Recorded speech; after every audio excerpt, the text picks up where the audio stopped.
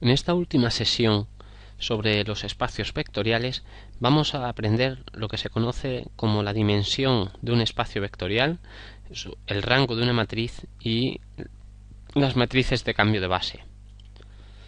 La dimensión de un espacio vectorial, acabamos de decir que si un espacio vectorial tiene una base con n elementos, entonces ese espacio es isomorfo a Rn, pues n es un número característico de cada espacio vectorial, que se llama la dimensión. Aquí tenemos el siguiente teorema. Sea V un espacio vectorial cualquiera con una base B que tiene formada por n vectores de ese espacio V, no de Rn, entonces cualquier subconjunto de V con más de n elementos tiene que ser linealmente dependiente. Vamos a demostrarlo. Vamos a suponer que tenemos un subconjunto S con P vectores y P mayor que n. Tenemos aquí nuestros P vectores. Si calculo ahora cuáles son las coordenadas en la base B de esos vectores, pues lo que tendré serán P vectores ahora en Rn, no en el espacio V. Puesto que tengo P mayor que n, tengo mayor número de vectores que la dimensión del espacio Rn, este conjunto de aquí, de coordenadas, tiene que ser necesariamente dependiente. Es decir, existen una serie de coeficientes, no todos ceros, tales que C1 por estas coordenadas más C2 por estas coordenadas, etc., vale 0.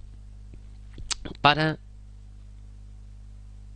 todo vale 0 que pertenece a Rn, el 0 de Rn. Muy bien, como la función de coordenadas es una función lineal, entonces me da igual primero calcular las coordenadas y luego combinar, o primero combinar y luego calcular las coordenadas. Pues antes lo que tenía era primero las coordenadas y luego la combinación, pues hago ahora primero la combinación y luego las coordenadas. De nuevo, primero combino en el espacio V, calculo las coordenadas, con lo cual estoy en Rn, y esta combinación sé que en el espacio Rn tiene que dar 0, el 0 de Rn. Finalmente, dado que la función de coordenadas es biyectiva, pues habrá un único vector en el espacio V cuyas coordenadas son estas. Este único vector es el formado por la combinación lineal de los vectores v1 hasta vp con los coeficientes c1, c2 hasta c(p). Y sabemos que si este se ha transformado en este vector, el 0 de Rn se transforma en el 0 del espacio V. Por lo tanto, acabamos de encontrar los coeficientes de la combinación lineal que hacen que estos vectores den como resultado de su combinación lineal den 0, y no todos ellos son nulos. Por lo tanto, esos P vectores son linealmente dependientes. Otro teorema es que si en un espacio vectorial hay una base que tiene n vectores, entonces todas las demás bases también tienen n vectores. La demostración es, bueno, supongamos que tenemos una base B1 que tiene n vectores de este espacio vectorial V. Vamos a suponer que tenemos otro conjunto de vectores B2 que también va a ser base de V. Por el teorema anterior, B2 tiene que tener a lo sumo n vectores, porque hemos dicho que si tiene más vectores de n, entonces sería linealmente dependiente. Por otra parte, si B2 tiene menos vectores de n, pero también es base, entonces la que no sería base sería B1, puesto que B1 tiene más elementos que otra base de V. Por lo tanto, esto es una contradicción con el hecho de que B1 es una base. Habíamos supuesto que B1 era una base, pero ahora hemos dicho que no era una base. Por lo tanto, B2 no puede tener menos vectores que n. La dimensión de un espacio vectorial V, que se genera a partir de un conjunto finito de vectores, se le llama dimensión de ese espacio al número de elementos de cada una de sus bases. Cogemos una base cualquiera, contamos cuántos elementos tiene y esa es la dimensión de ese espacio. Y se dice que el espacio, si esa n es finita, es finito dimensional. Por convenio, la dimensión del espacio vectorial formado por el vector 0 es 0. Y si V no se genera por un conjunto finito de vectores, entonces es infinito dimensional. Por ejemplo, la dimensión de Rn es n. La dimensión del conjunto de polinomios de grado 2 es 3, porque una de sus bases es 1t cuadrado. Luego tiene 3 elementos en la base, luego la dimensión es 3. La dimensión del conjunto de todos los polinomios posibles es infinita, puesto que el grado no está acotado. La dimensión del subespacio generado por dos vectores es 2. ¿Por qué? Pues porque tengo una base, que es la base formada por los vectores v1 y v2. En R3 tenemos un solo subespacio de dimensión 0, que es el formado por el vector 0. Este es el vector 0 y es el único espacio cero dimensional que tenemos. Tenemos infinitos subespacios de dimensión 1, todas las posibles rectas que pasen por el origen. Tenemos infinitos subespacios de dimensión 2, todos los posibles planos que pasen por el origen. Y tenemos un único subespacio de dimensión 3. Esto es una rata, este debería ser un 3. Pues tenemos un único subespacio de dimensión 3, que es el propio R3. Supongamos que tenemos un subconjunto H que está incluido y puede ser igual al espacio vectorial V y que es subespacio vectorial de V. Entonces la dimensión de H tiene que ser menor o igual que la dimensión de V. Parece lógico, ¿no? Si H es más pequeño que V, pues la dimensión de H también debería ser más pequeña que la dimensión de V. Supongamos que tenemos un espacio vectorial V, n-dimensional, con un n mayor o igual que 1, es decir, que no vale el espacio vectorial formado por el vector 0, pues cualquier conjunto linealmente independiente de V que tenga n elementos es una base, automáticamente, por tener n elementos y por ser V n-dimensional. Del mismo modo, cualquier subconjunto de V que tenga n elementos y que genere todo V es de nuevo automáticamente una base. O sea, para comprobar que un conjunto de vectores es una base, nos basta demostrar que es un conjunto linealmente independiente de vectores o que genera todo V y que tiene n elementos y la dimensión de V es n.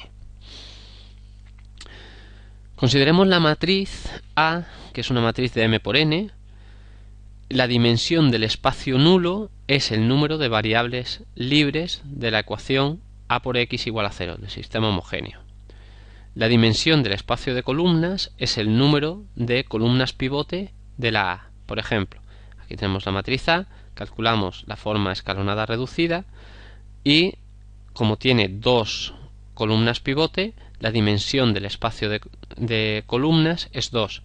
Como tiene 3 columnas no pivote o 3 variables libres, la dimensión del espacio nulo de A es 3. Esos son los ejercicios que haremos en esta sección y a continuación introducimos el concepto de rango de una matriz. El rango de una matriz es el número de, informalmente, es el número de filas o columnas linealmente independientes. De hecho, es el mismo número. Si tiene 3 filas linealmente independientes, a lo sumo, pues también va a tener 3 columnas a lo sumo linealmente independientes. Bueno, vamos a dar una definición formal más adelante. De entrada vamos a definir lo que es el espacio de filas de la matriz A, que es el espacio generado por todas las filas de la matriz A y que estará incluido dentro de Rn. De hecho, hay un teorema relativamente sencillo de demostrar, que es que el espacio de filas de la matriz A es el mismo que el espacio de columnas de la matriz A transpuesta, puesto que cuando yo transpongo lo que era una columna ahora pasa a ser una fila y viceversa. Siguiente teorema, lo que nos dice es que si una matriz A es equivalente por filas a otra matriz B, entonces el espacio de filas de la matriz A es el mismo que el espacio de filas de la matriz B. Y si B está en una forma escalonada reducida, entonces el número de filas no nulas de B constituyen una base del espacio de filas de A. Este teorema tiene varias partes, vamos a ir demostrando cada una de ellas. Primero, aquí hemos dicho que el espacio de filas de A es igual que el de B. Eso quiere decir que el espacio de filas de B está incluido en A y que el espacio de A está incluido en B. Vamos a demostrar estas dos cuestiones. Primero vamos a demostrar que todo vector que esté en el espacio de filas de B está en el espacio de filas de A. Puesto que las filas de B se obtienen como operaciones de fila de las filas de A, cualquier combinación lineal de filas de B se puede obtener como una combinación lineal de filas de A. Esto parece claro. Por otra parte, cualquier vector que pertenezca al espacio de filas de A está incluido en el espacio de filas de B. Puesto que las operaciones de fila son reversibles, cualquier combinación lineal de filas de A se puede obtener como combinación lineal de filas de B. Por lo tanto, cualquier vector que esté aquí también está aquí. Y estos dos conjuntos son iguales. Por último, nos falta demostrar que las filas no nulas de B forman una base del espacio de filas de B o de A. Estas filas no nulas, puesto que B es una forma escalonada reducida, son linealmente independientes, puesto que en las filas no nulas van a tener elementos pivote y esos elementos pivote no están en ninguna de las columnas anteriores, puesto que tienen todos ceros. Por ejemplo, aquí tendríamos la matriz A. Esta matriz A calculamos la forma escalonada reducida, y vemos que tenemos dos y una tercera columna pivote. Las tres columnas pivote están en azul. Las dos columnas no pivote estarían en negro. Bueno, pues el espacio de filas de A pues lo podemos generar a partir de las filas no nulas de la matriz B. O sea, el espacio de filas de A es el subespacio generado por las filas no nulas de la matriz B. Por otra parte, el espacio de columnas de A estará generado por las filas de A correspondientes a las columnas pivotes de B. Si las columnas pivotes de B son la 1, la 2 y la 4, pues las columnas 1, 2 y 4 de A constituirán una base para el espacio de columnas de la matriz A. Nótese que el espacio de filas de la matriz A está incluido dentro de R5, son vectores de R5, mientras que el espacio de columnas de la matriz A pues se tratan de vectores de R4.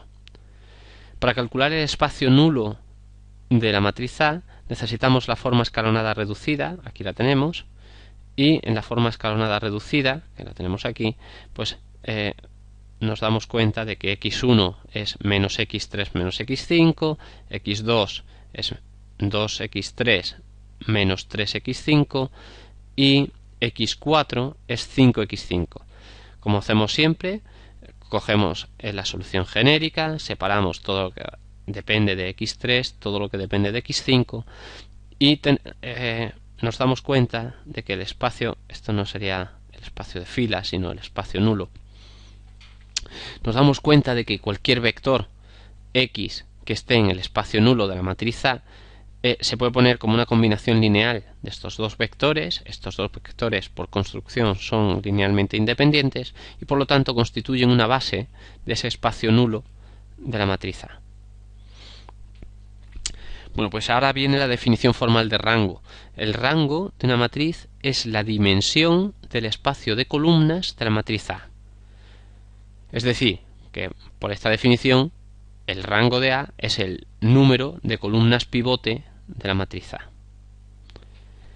El teorema del rango lo que nos dice es que para cualquier matriz A la dimensión del espacio de filas de A es la misma que la dimensión del espacio de columnas de A. Y por otra parte, que el rango de A más la dimensión del espacio nulo de A vale n. Bueno, vamos a demostrar estos dos aspectos.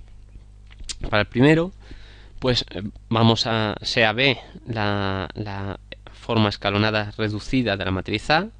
Por la definición de rango,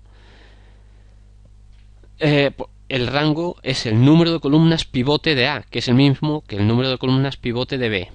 Puesto que B está en una forma escalonada reducida, cada una de sus filas no nulas va a tener una columna pivote, y por lo tanto el número de filas no nulas y el número de columnas pivote va a coincidir. Por ejemplo, ya sabemos que la base de el espacio de filas tanto de B como de A debe tener tantos elementos como columnas pivote, puesto que hemos dicho que el número de columnas de filas no nulas va a coincidir con el número de columnas pivote. Para el punto 2 lo que tenemos es que por el teorema 9.5 de este mismo capítulo sabemos que el espacio nulo de la matriz A está formado por las columnas no pivote del sistema de ecuaciones AX igual a 0. O sea que la dimensión de este espacio es el número de columnas no pivote de la matriz B. Por lo tanto, si por definición el rango de A es la dimensión del espacio de columnas, es decir, el número de columnas pivote, más la dimensión del espacio nulo, que es el número de columnas no pivote, pues claro, el número de columnas pivote más el número de columnas no pivote tiene que ser el número total de columnas, que es la n. Como a la dimensión del espacio de columnas de A lo hemos llamado el rango de A, pues lo que tenemos es que el rango de A más la dimensión del espacio nulo de A tiene que ser n. Tenemos aquí un par de aplicaciones de este teorema del rango. Supongamos que A es una matriz 7 por 9, 7 filas por 9 columnas. Sabemos que la dimensión del espacio nulo de A es 2. Bueno, pues ¿cuál es el rango de A? Pues el rango de A va a ser el número total de columnas menos el número de columnas que son no pivote. Luego será 9 menos 2, 7. El rango de A tiene que ser 7. Ahora supongamos que A es una matriz de 6 por 9. Nos preguntamos, ¿puede ser que la dimensión del espacio nulo sea 2? Bueno, vamos a suponer que sí. Si suponemos que sí, utilizando un cálculo similar al anterior, pues nos quedaría que el rango de A tendría que ser 7. Pero A es una matriz de 6 por 9, por lo tanto, el espacio de filas de A no puede tener mayor dimensión que 6, puesto que no hay más que 6 filas. Por lo tanto, no puede tener dimensión 7 y el rango como mucho podrá ser 6. Si el rango como mucho puede ser 6, quiere decir que la dimensión del espacio nulo, como poco, tiene que ser 3. Debe ser 3 o más.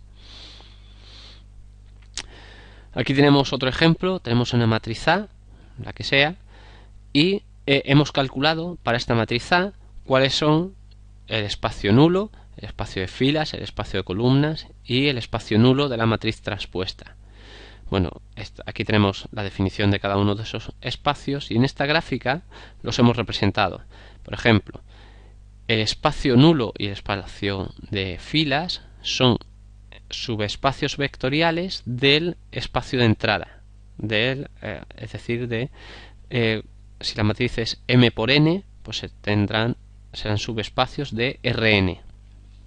El subespacio de filas estaría formado por todos estos vectores en un plano. Vemos el plano formado por las coordenadas x1, x3. El espacio nulo es el subespacio perpendicular al espacio de filas y sabemos que todos los puntos del espacio nulo mapean en el 0 del espacio de salida. Todos estos puntos mapean en este punto. Por otra parte, el espacio de columnas de A son todos aquellos vectores del espacio de salida que son accesibles por medio de una transformación del espacio de entrada. Es decir, yo cojo cualquier vector de R3, lo transformo y me lo estaría llevando al espacio de columnas de la matriz A. Y por otra parte, el espacio nulo de A transpuesta es el espacio perpendicular a ese espacio de columnas de A. Vamos a con estas ideas de rango y de las dimensiones del espacio de columnas, del espacio nulo de la matriz, vamos a incrementar el número de sentencias o de afirmaciones equivalentes del teorema de la matriz invertible. Fíjense que ya llevamos 19 caracterizaciones de una matriz invertible.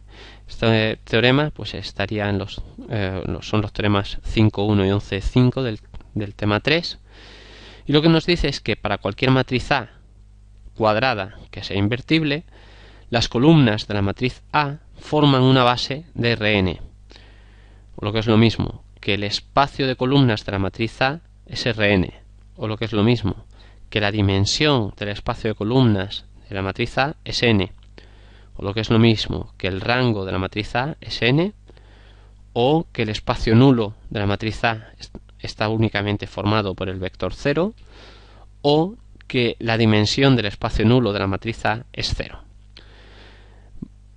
Vamos a demostrar todos estos puntos. El punto 7 de este teorema, que está en el teorema 5.1, nos decía que la ecuación ax igual a b tiene al menos una solución para cada b. Esto es lo mismo que decir que el espacio de columnas de A es todo Rn. Fíjense que si para todo B de Rn yo tengo una solución de este sistema de ecuaciones, quiere decir que existe una combinación lineal de las columnas de la matriz A, tal que esa combinación lineal da B. Por lo tanto, el punto 7 es equivalente a decir el punto 20. Ahora, el 20, 21 y 22 son inmediatos por la definición tanto de rango. El rango se ha definido como la dimensión del espacio de columnas, como si el espacio de columnas es Rn, su dimensión es automáticamente n, y al revés, si un subespacio de Rn tiene dimensión n, es porque ese subespacio de Rn es el propio Rn. Los puntos 5 y 8 son equivalentes al 19. Veamos, el punto 5 era que el conjunto de columnas de A son linealmente independientes, es un conjunto linealmente independiente. Y el 8 nos decía que las columnas de A generaban todo Rn. Bueno, pues es que estos dos puntos juntos es la definición de base. Por lo tanto, el 19, que nos dice que las columnas de A forman una base de Rn, pues sería cierto. El 21 es equivalente al 24. El 21 es que la dimensión del espacio de columnas de A es n, y utilizando el teorema del rango, que es el 10.3, pues inmediatamente la dimensión del espacio nulo pues será n-n, 0. Y el 24 y el 23 son equivalentes, puesto que el único espacio vectorial que tiene dimensión 0 es el formado por el vector 0. Estos serían los ejercicios que vamos a hacer de este apartado. Y por último, vamos a analizar en más profundidad de nuevo los cambios de base. Supongamos, aquí tenemos un ejemplo en el que tenemos un vector x. Este vector x no varía, lo que variamos es la base. Tenemos una base B1 formado por los vectores B1, B2. Aquí tenemos una base formada por los vectores C1, C2. En el sistema de coordenadas B, este vector se alcanza viajando 3 unidades en la dirección B1 y una en la dirección B2. Sin embargo, para alcanzar este punto en el sistema C, tenemos que viajar 6 unidades en la dirección C1 y 4 en la dirección C2. Las coordenadas del punto X en el sistema de coordenadas B y en el sistema de coordenadas C, las coordenadas son diferentes, sin embargo el punto es el mismo. Supongamos que para nuestro ejemplo B1 lo puedo expresar como 4C1 más C2 y B2 lo puedo expresar como menos 6C1 más C2. Bueno, pues puedo calcular las coordenadas de los vectores de la base B en el sistema de coordenadas C. Las coordenadas en el sistema de coordenadas C de B1 pues sería el 4, 1, y para B2 sería menos 6, 1, eso es lo que tenemos aquí. Por otra parte, el vector X, que era el que estábamos estudiando, en el sistema de coordenadas B tiene las coordenadas 3, 1. Si yo ahora calculo cuáles son las coordenadas de X en el sistema de coordenadas C, pues será como la función coordenadas es una transformación lineal, pues será 3 veces las coordenadas de B1 en el sistema C más una vez las coordenadas de B2 en el sistema C. Eso es lo que tenemos aquí. 3 veces las coordenadas de B1 en el sistema C más una vez las coordenadas de B2 en el sistema C. Lo que es lo mismo, 3 por 4, el vector 4, 1 más 1 por el vector menos 1, 6. Operando, pues llegamos a que las coordenadas de X en el sistema C son el 6, 4, como efectivamente habíamos dicho al principio. Bueno, pues esta matriz que hemos formado en este punto,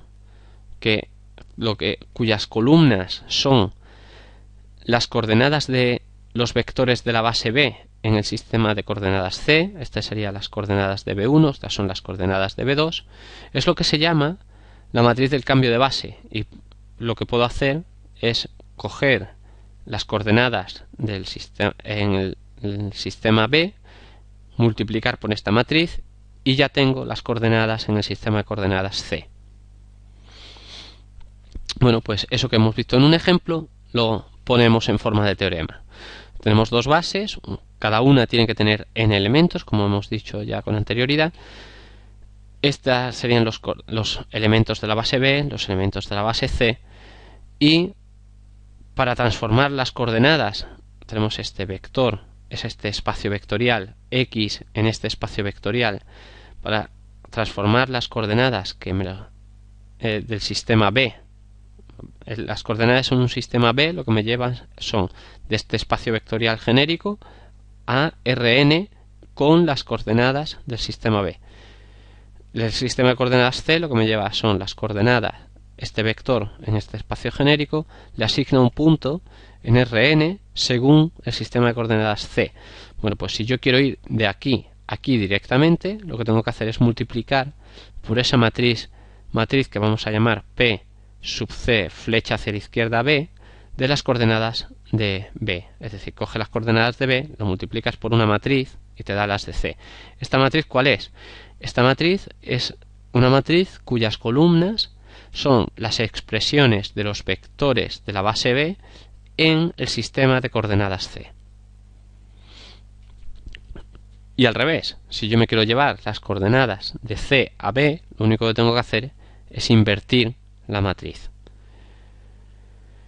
Otro corolario, otra consecuencia inmediata, es que si yo quiero llevarme las coordenadas del sistema B al sistema canónico, pues es simplemente colocar en la matriz de cambio de base los vectores B1, B2, Bn en el sistema de coordenadas canónico, que es el habitual en el que solemos escribir estos vectores de la base. Si yo tengo las coordenadas de B y me las quiero llevar al canónico, utilizo esta matriz. Si las tengo en C y me las quiero llevar al canónico, utilizo esta matriz. Como el punto no se mueve, estas dos transformaciones tienen que ser iguales. Por lo tanto, automáticamente puedo despejar las coordenadas de C en función de las coordenadas de B. Simplemente tengo que multiplicar por la izquierda, por la matriz inversa de cambio de coordenadas de C a la canónica, eso es lo que tenemos aquí, y tendría la función o la matriz de transformación de coordenadas de B en coordenadas de C.